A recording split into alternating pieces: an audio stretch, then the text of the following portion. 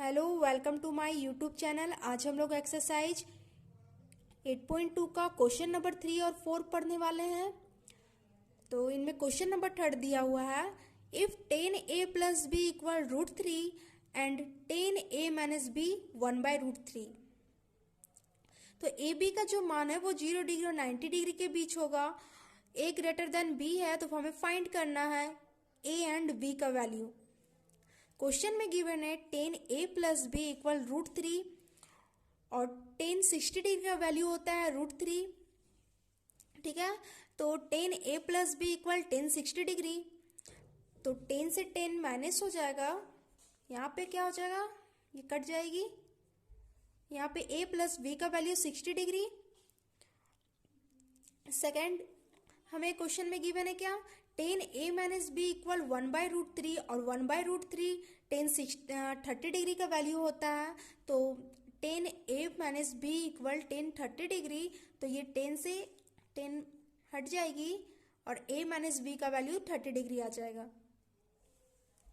तो इक्वेशन इसे 1 मान लेंगे और इसे 2। तो 1 और 2 को, इक्वेशन नंबर 1 और 2 को हम लोग ऐड करेंगे तो क्या मिलेगा, a plus B plus a minus B. a plus B 60 degree है और a माइनस बी 30 डिग्री, तो b से b माइनस हो जाएगा। तो यहाँ पे हो जाएगा 2a इज इक्वल 90 डिग्री। तो a का वैल्यू क्या आ जाएगा, 45 डिग्री। हमें b निकालना है, तो इक्वेशन नंबर a को सब्ट्रैक्ट करेंगे इक्वेशन नंबर 2 से। तो a plus B minus a plus B, यहाँ पे a plus B minus a minus B होगा। तो अगर माइनस को माइनस से मल्टीप्लाई करेंगे तो यहाँ पे प्लस आ जाएगा। ठीक है, और यहाँ पे 60 माइनस 30, तो यहाँ b का वैल्यू क्या निकल जाएगा, 50 डिग्री। तो हमें क्या फाइंड करना था, a और एंड b का वैल्यू निकालना था। तो a का वैल्यू आ गया 45 डिग्री और b का वैल्यू 15 डिग्री। क्वेश्चन नंबर 4 दिया हुआ है और हमें उसे ट्रू फॉल्स में जस्टिफाई करना है। तो पहला point, sine a plus B equal sine a plus sine B. तो हमें चेक करनी है कि LHS इक्वल है RHS का। तो a का वैल्यू 30 डिग्री मान लेते हैं और b का वैल्यू 60 डिग्री। तो a प्लस बी को ऐड करेंगे, क्या आएगा, 90 डिग्री।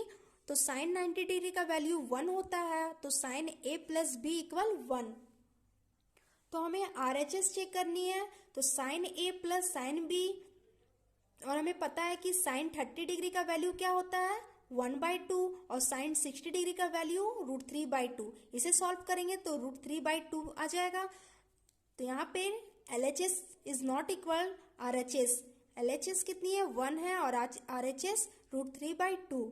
इसलिए जो दिया गया स्टेटमेंट है ये फॉल्स हो जाएगा।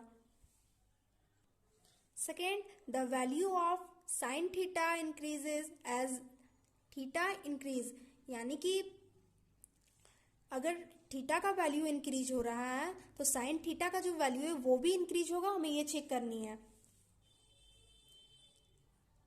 थीटा अगर 0 डिग्री मान लेते हैं तो साइन 0 डिग्री का वैल्यू क्या होता है, 1, और थीटा अगर 30 डिग्री है तो साइन थीटा का वैल्यू 1/2 हो जाएगा।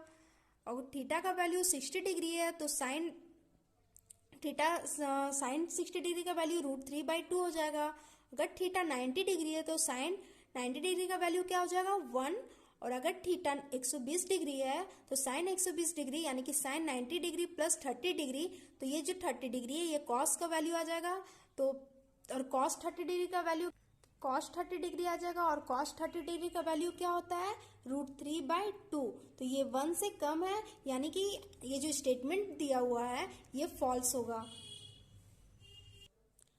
थर्ड में दिया हुआ है, the value of cos theta increase as theta increase, यानी कि हमें इनमें भी वही चेक करना है। तो हमें पता है कि कॉस थीटा का, अगर थीटा का वैल्यू 0 डिग्री है तो कॉस 0 डिग्री का वैल्यू 1 होगा, और कॉस थीटा का वैल्यू अगर 30 डिग्री है तो कॉस 30 डिग्री का वैल्यू √3/2। तो ये ऐसे ही स्टेटमेंट क्या है, फॉल्स है।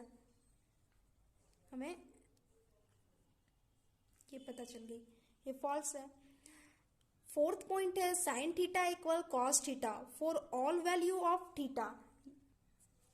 तो ये भी क्या हो जाएगा, फॉल्स, क्योंकि sine theta equal cos theta for all values of theta इसका फॉल्स। फिफ्थ दिया हुआ है cot A is not defined for A equal 0 degree, यानी कि cot A equal cos A by sine A होता है, और कॉस ए इक्वल क्या हो जाएगा 1/0 डिग्री, यानी कि 0 को अगर 1 से डिवाइड करेंगे तो इन्फिनाइट होगा, इसलिए ये जो स्टेटमेंट है ट्रू।